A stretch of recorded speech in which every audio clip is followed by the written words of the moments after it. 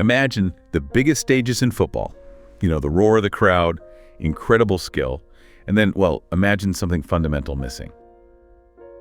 Today, our deep dive, it stretches far beyond the pitch, actually. It goes straight into the heart of values and justice. We're talking about FIFA, the world's most powerful football institution, and a recent, pretty startling decision to go completely silent when, frankly, for many, it mattered most. Yeah, it's a decision that definitely sends ripples. I mean, when an organization with FIFA's kind of global reach makes a choice like this, especially about a message they've championed for so long, it's not just a quiet omission, is it? It's actually a loud statement. We're really zeroing in on the recent FIFA Club World Cup, hosted right here in the United States.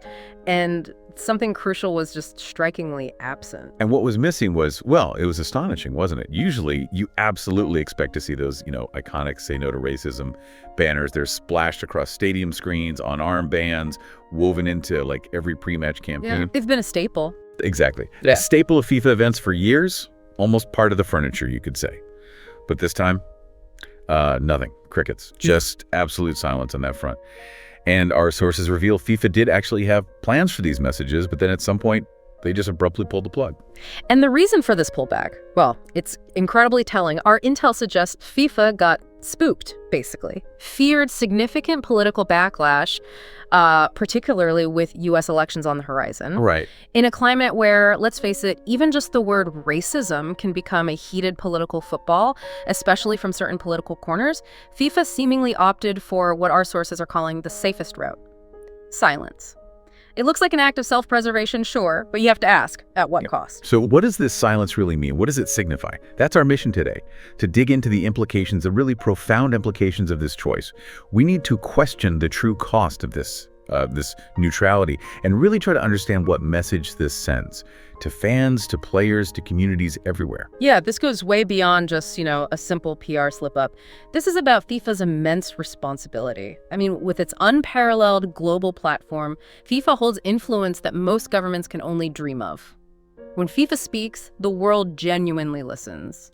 But what's particularly striking here is that when FIFA chooses silence, that absence of a voice, it isn't neutral. Not at all. That's such a powerful point. It's not just an absence of sound. It feels like a tacit endorsement, doesn't it? Yeah. And this is an organization that, for years, positioned itself as a champion for social justice within sport. They launched those big Say No to Racism campaigns. Big campaigns, partnered with players, organizations worldwide. Right. Presented themselves as part of the solution to inequality. Exactly. And if you connect this to the bigger picture, the irony is just glaring. At a time when anti-racism messages are, you could argue, more vital than ever, FIFA does a complete U-turn. It retreats. And human rights organizations, anti-racism groups, they haven't held back. They've called this decision cowardly. Strong word. It is. And their point is that moral principles shouldn't be, negotiable. They shouldn't be things you just sacrifice because of political discomfort or, frankly, commercial gain. This really validates the argument that silence is a political act, and often a deeply harmful one. Which brings us to a pretty fundamental question. Why does this matter so much in sports anyway? I mean, football, soccer, it's not just a game, right? It's like a universal language, spoken everywhere, unites nations, crosses cultural, racial, religious lines, like almost nothing else. Absolutely. Couldn't agree more. Football has historically been this incredibly powerful, transformative tool for social change. Just think about its role in, say, the anti-apartheid movement in South Africa. Football gave a powerful voice to oppressed communities there. Yeah, remember that. Or look at figures today, like Marcus Rashford, Megan Rapinoe, Didier Drogba. They consistently use their huge platforms to speak out on racism, poverty, injustice. Even at the grassroots level, you see football clubs creating these vital safe spaces for underprivileged kids, teaching tolerance, empathy, leadership, just through playing the game. So when the global governing body of this incredible sport steps back, chooses to say nothing when hate seems to be rising, it's not just disappointing. It feels, well, downright dangerous.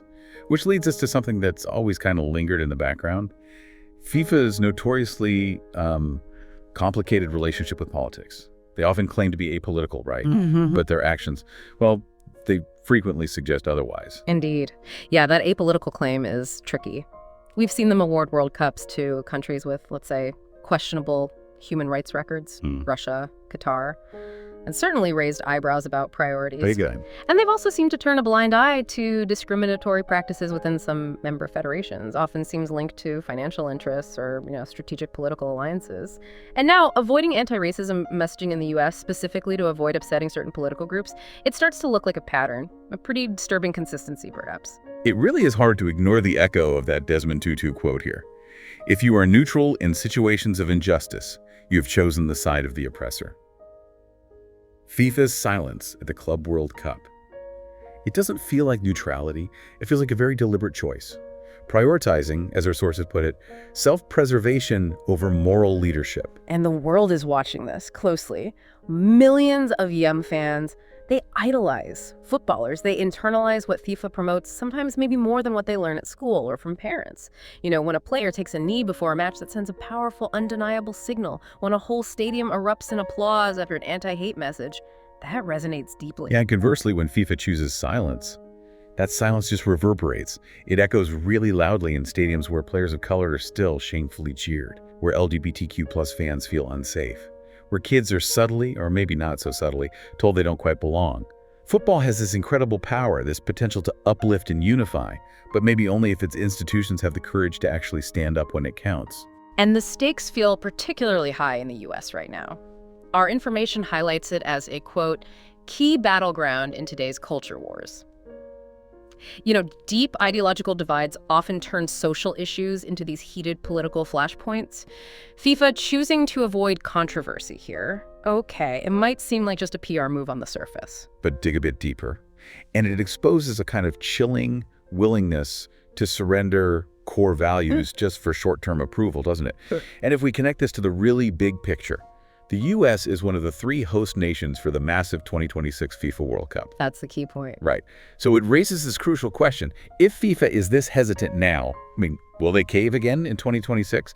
Are we going to see a World Cup completely sanitized of any social commentary just to keep this fragile, uncomfortable peace? What kind of really dangerous precedent does that set for future events in the places like India or Brazil or those emerging football markets across Africa? Which leads us straight to the burden this places on the players themselves. Many of them, especially players from marginalized communities, they already carry this immense weight. They're dealing with these conversations constantly.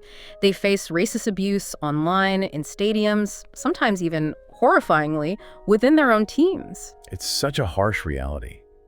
And when governing bodies like FIFA fall silent, well, the players are often left fighting these battles completely alone. They're the ones taking the knee, speaking out, and often they're the ones getting fined or criticized for it. They desperately need institutional support. They need leadership.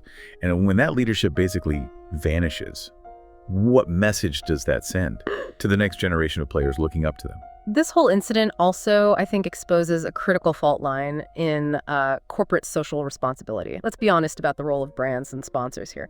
Our insights suggest that actually a significant chunk of FIFA's past activism, well, it might have been driven by corporate pressure. Ah, interesting. Yeah, sponsors want to associate their brands with diversity, with inclusion. It looks good, it sells products. But that raises a really profound question then. If the messaging just disappears the moment it becomes risky, was it ever truly a genuine commitment in the first place? Was "say no to racism" just like a marketing slogan? Or was it a deeply held principle? Because a true commitment doesn't just evaporate when the political winds change, right? A true commitment holds strong. And if FIFA can't hold that line, then maybe it's time for those sponsors and maybe for us, the fans, to start holding them accountable. Absolutely. If we don't demand better, who will? If we just allow silence to become the norm, the accepted thing, then yeah, one day we might wake up and find the game no longer reflects the values we actually believe in. This isn't just about FIFA, is it? It's about all of us, as fans, as citizens, as people who just fundamentally believe in fairness and dignity. We have to keep asking the hard questions, demanding more from these powerful organizations that shape our culture, that inspire our kids. Football is beautiful. Yeah. It's beautiful because it's shared. It tells these incredibly powerful stories of struggle, of triumph. It often gives a voice to the voiceless. But when the institutions behind it all choose silence when faced with injustice, that inherent beauty, it's undeniably dimmed, it loses something vital. So it leaves you wondering, doesn't it? What do you think? Did FIFA make a fundamental mistake here by staying silent? Did they misjudge the long-term damage to their own moral authority? Or was it a calculated strategic move, albeit a deeply problematic one in what they see as a volatile world, a move that prioritizes expediency over principle? And maybe the biggest question is, what is the true long-term cost of this decision on the sport's moral standing and its ability to genuinely inspire positive social change around the globe? Something to think about.